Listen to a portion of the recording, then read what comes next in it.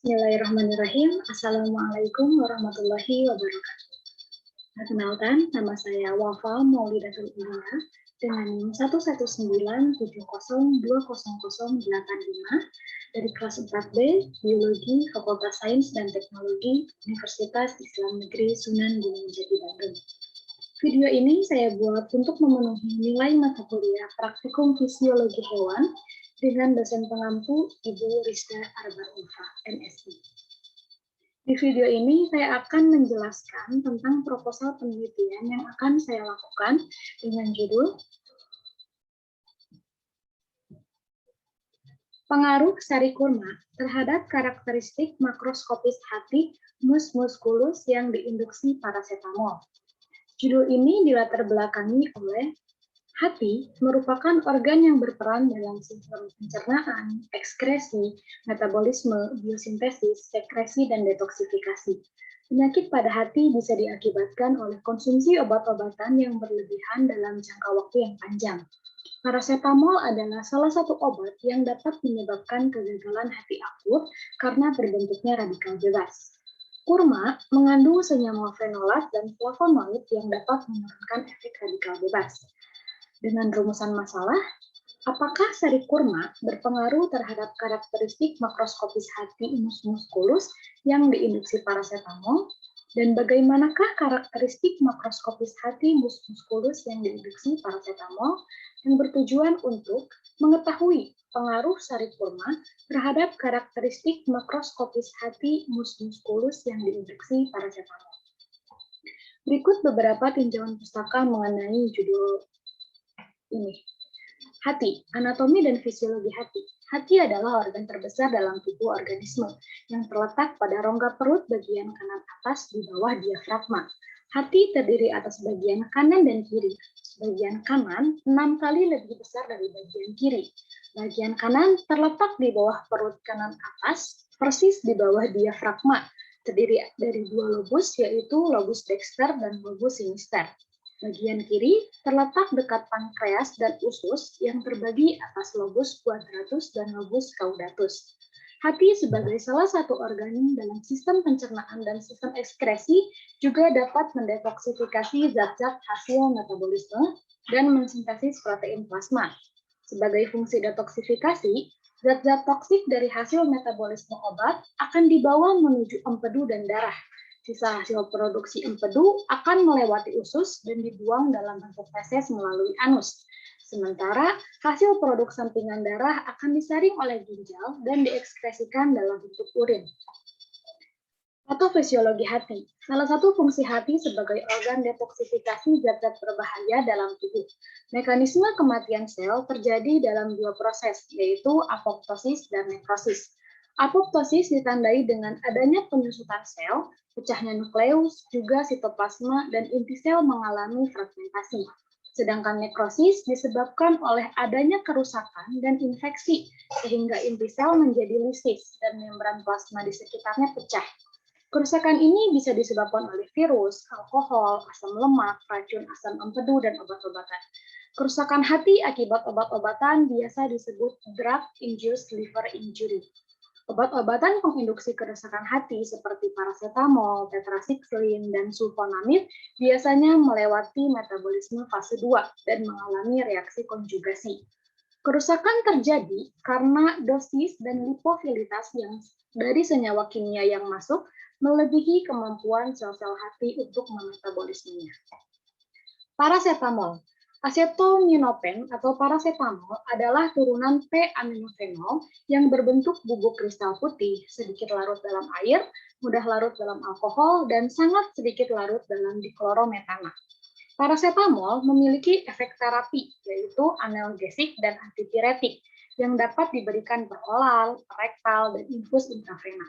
Dosis yang dapat diberikan 4-6 jam sekali dengan jumlah maksimum sebanyak 4 kali selama 24 jam. Jika diberikan dalam dosis lebih dari 4 gram, menurut FDA dapat mengakibatkan kerusakan hati parah dan nekrosis pada tubural ginjal. Kerusakan hati oleh parasetamol. Parasetamol merupakan salah satu obat yang dapat mengakibatkan kerusakan hati jika digunakan dalam jangka waktu yang panjang dengan dosis yang tidak sesuai. Kerusakannya bukan diakibatkan oleh obat tersebut, melainkan metabolit reaktif yang dihasilkan yaitu NAPQI. Saat parasetamol dosis normal masuk, enzim sitokrom P450 akan memproduksi sejumlah NAPQI yang nantinya berikatan konjugasi dengan glutathione dan diekskresi sebagai mercaptopurin dan konjugat cysteine. Namun, ketika terjadi overdosis parasetamol, NAPQI terus berikatan dengan glutathione yang ada sampai jumlah glutathione itu habis.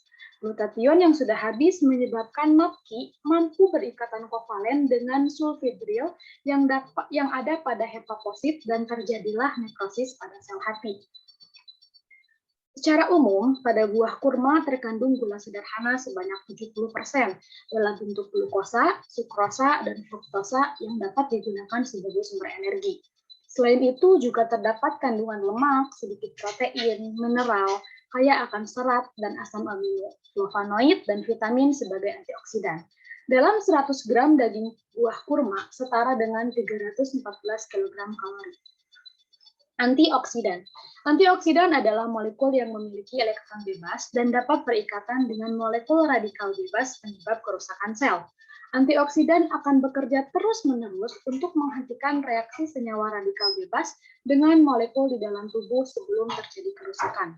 Asam askorbat atau vitamin C adalah salah satu antioksidan larut air yang mampu menangkal radikal bebas. Vitamin C akan memberikan elektronnya untuk berikatan dengan molekul radikal lipid dan membentuk radikal askorbat untuk menghentikan lantai lipid peroksidase.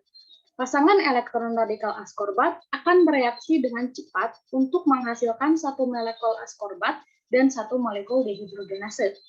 Kurma memiliki kandungan vitamin C sebagai sumber antioksidan pada bagian buahnya. Menurut penelitian Herdiansyah dan kawan-kawan yang dilakukan pada tahun 2013, sari buah kurma memiliki kapasitas total antioksidan sebanyak 752,9 mikrogram AAE per gram yang setara dengan antioksidan vitamin C sebanyak 8,5 miligram. Metodologi penelitian ini, alat dan bahan yang perlu disiapkan, alat yang digunakan diantaranya neraca, baki bedah, alat bedah, sonde oral, syringe, dan cawan Petri. Bahan yang dibutuhkan diantaranya sari buah kurma, parasetamol, NaCl, alkohol 70%, dan aquades. Hewan uji yang digunakan adalah mencit atau mus musculus yang berjenis kelamin jantan. Prosedur penelitian dibagi menjadi beberapa tahap. Tahapan pertama, persiapan hewan uji. Mencit diadaptasi terlebih dahulu selama 5 hari dan diberi pakan. Selanjutnya, dikelompokkan secara acak dan dibagi menjadi 3 kelompok dengan jumlah 2 ekor untuk setiap perlakuan. Selanjutnya, pembuatan sari kurma. Sari kurma diencerkan bersama aquades dengan perbandingan 2:1. Pembuatan dosis sari kurma 10 mg per kilogram berat badan dibuat dengan mengencerkan 5,6 ml sari buah kurma dengan menggunakan aquades sebanyak 2,8 ml. Perlakuan hewan uji. Mencit berantan yang sudah diadaptasi selama 5 hari dipilih secara acak dan dikelompokkan menjadi 3 kelompok dengan jumlah 2 ekor untuk setiap perlakuan. Selanjutnya, mencit ditimbang untuk menyesuaikan berat badannya. Diberikan 3 perlakuan berbeda untuk penelitian kali ini. Kelompok pertama, mencit hanya diberikan aquades sebanyak 0,3 ml secara terus-menerus selama 5 hari. Kelompok kedua, mencit diinduksi parasetamol dosis 500 mg sebanyak 0,2 ml. Setelah 1-2 jam, mencit diberikan aquades sebanyak 0,3 ml. Hal ini dilakukan secara terus-menerus selama 5 hari. Kelompok ketiga, mencit diinduksi dengan parasetamol dosis 500 mg sebanyak 0,2 ml. Setelah 1-2 jam, mencit diberikan sari buah kurma dosis 10 ml sebanyak 0,3 ml. Dilakukan secara terus-menerus selama 5 hari. Di hari ke-6, mencit dikorbankan dengan dislokasi leher untuk dilihat karakteristik makroskopis hati, kemudian dianalisis datanya. Karakteristik makroskopis yang akan dilihat meliputi warna hati, permukaan hati, dan volumenya. Untuk mengetahui adanya pengaruh sari kurma yang diberikan setelah dilakukan induksi parasetamol. Terima kasih, sekian yang dapat saya jabarkan. Billahi taufiq wal hidayah. Wassalamualaikum warahmatullahi wabarakatuh.